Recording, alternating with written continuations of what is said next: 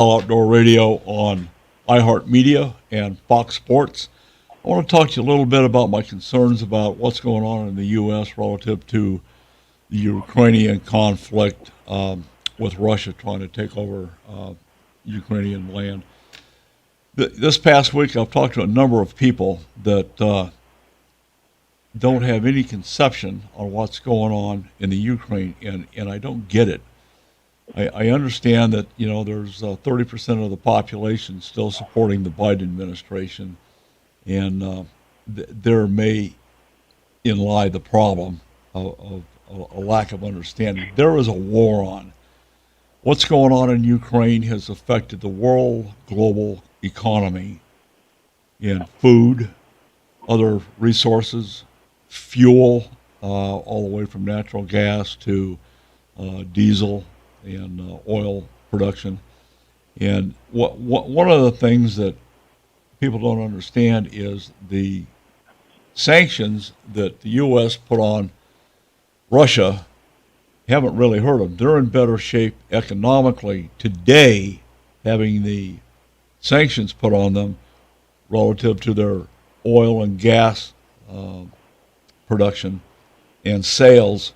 They're doing well in order to finance their activity in the Ukraine. Now, one of the things that we're seeing right now, there's been some news briefs out here that I want to clue you into. And some of it's propaganda, and I get it. The Ukraine press is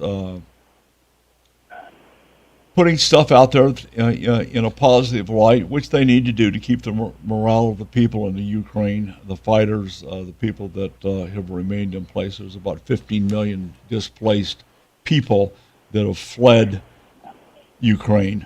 And the situation is, here 2 weeks ago, they put out a big news brief that, well, Ukraine is taking back 10% of the land that Russia has glommed onto. It wasn't meaningful. They took over empty fields, empty forests, no towns, cities, or territory of any strategic consequence. It's still good news. What we're seeing now is Lyman in the Donetsk Oblast, Ukraine situations supposedly has been taken back from the Russians. I'll be talking to my Ukrainian contacts today to see what the truth is on that matter.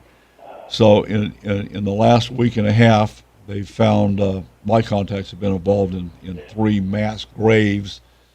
I don't know what the body count was on 2 of them, but the first one they had 417 bodies, of which only 18 were males of military age. The rest of them were women and children. And quite frankly, folks, I'm having a real hard time wrapping my head around that. Who in the hell does that? Okay, we know that Bucha has had, there was travesties, rape, pillage, plunder, murder in their 3,000 plus casualties in that area.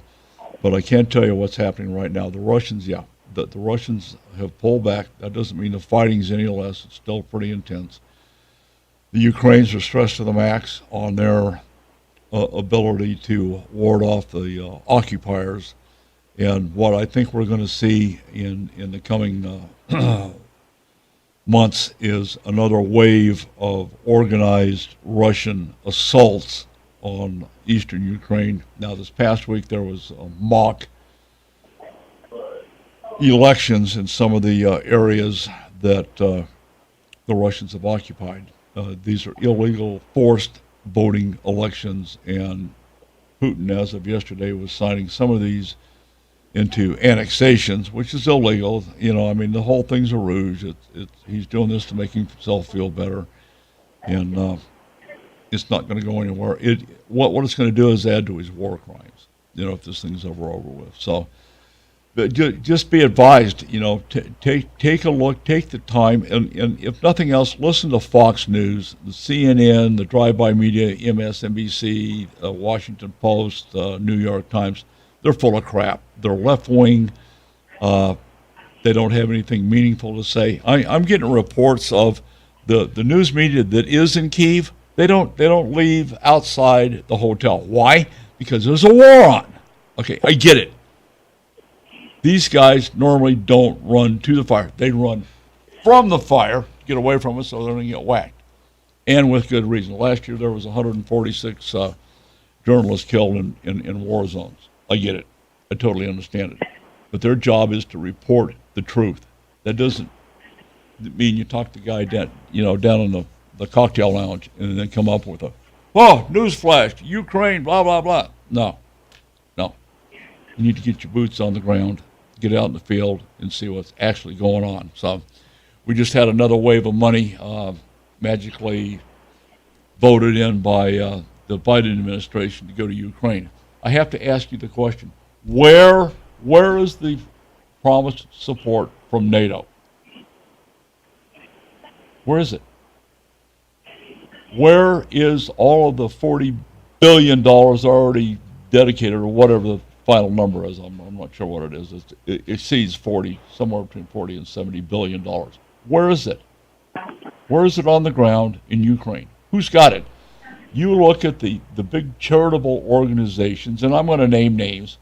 You look at the United Way, and I don't want any hate mails on it. Go Google it and figure out who's taking the money, okay? They are a large percent of it. We've got hundreds and hundreds, if not thousands of tons of Ukrainian humanitarian aid sitting in Ramstein Air Base, sitting on the tarmac. Why?